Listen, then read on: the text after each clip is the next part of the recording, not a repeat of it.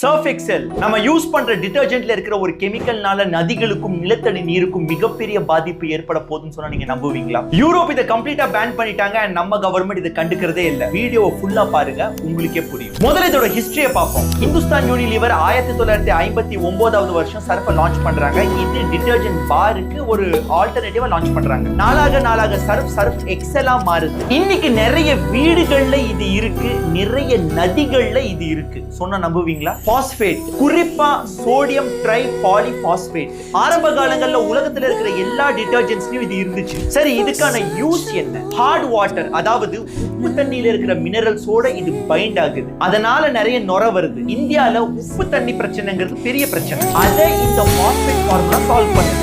ஆனா துணிகளை துவைச்சதுக்கு அப்புறம் இது காணாம போறது கிடையாது. சாக்கடைகள் மூலியமா நதி நீர்ல இது கலக்குது. பல நேரங்கள்ல இது நிலத்தடி நீர்லயும் கலக்குது. இந்த பாஸ்பேட் ஆல்கை, அதாவது பாசிக்கு நல்ல உணவு. நதிகள் நீர்நிலைகள்ல பாசி அதிகமா இருக்கும் பட்சத்துல இது தண்ணிக்குள்ள சூரிய ஒளிய அலோவ் பண்றது இல்ல. இதனால ஆக்சிஜன் லெவல்ஸ் கொலாப்ஸ் ஆகுது. மீன்கள், நீர்வாழ் உயிரினங்கள் மற்றும் நீர்ல இருக்கிற செடிகள் இதனால அழியுது. நாளடைவுல நல்லா இருக்கிற நதி சாக்கடையா மாறுது. கூவம், அடையாறு, இந்த மாதிரி பல உதாரணங்களை சொல்லலாம். இதுக்கு பேரு யூட்ராபிகேஷன். இது சம்பந்தமா நிறைய ரிசர்ச் பேப்பர்ஸும் பப்ளிஷ் செய்யப்பட்டிருக்கு. 1989 என்விரான்மெண்டல் ப்ரொடெக்ஷன் ஆக்டின் படி பாஸ்பேட் டாக்ஸிக் கெமிக்கல்ஸா கிளாசிஃபை பண்றாங்க. இப்போ நான் சொல்ல போறது கேட்டா கண்டிப்பா ரத்தம் கொதிக்கும். 2000 ஆரம்ப காலகட்டத்துல யூரோப்ல இருக்கிற நதிநிலைகளுக்கும் இதே பிரச்சனை தான் வந்துச்சு. பாஸ்பேட்னால கவர்மெண்ட் ஸ்ட்ரிக்ட் பாஸ்பேட் லிமிட்ஸ் கொண்டு வந்தாங்க. யூனிலிவர் போர்க்கால அடிப்படையில் தன்னுடைய 95% ப்ராடக்ட்ஸை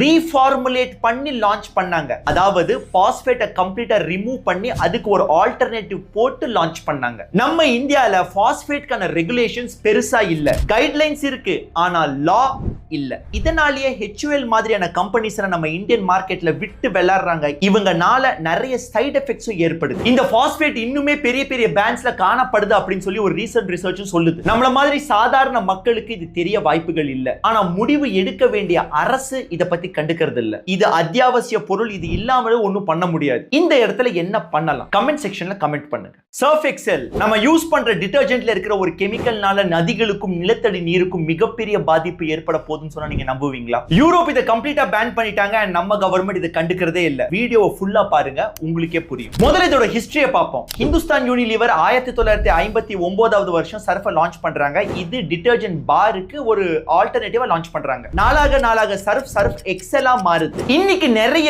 வீடுகள்ல இது இருக்கு, நிறைய நதிகள்ல இது இருக்கு. சொன்னா நம்புவீங்களா? பாஸ்பேட், குறிப்பா சோடியம் ட்ரை பாலிபாஸ்பேட். ஆரம்ப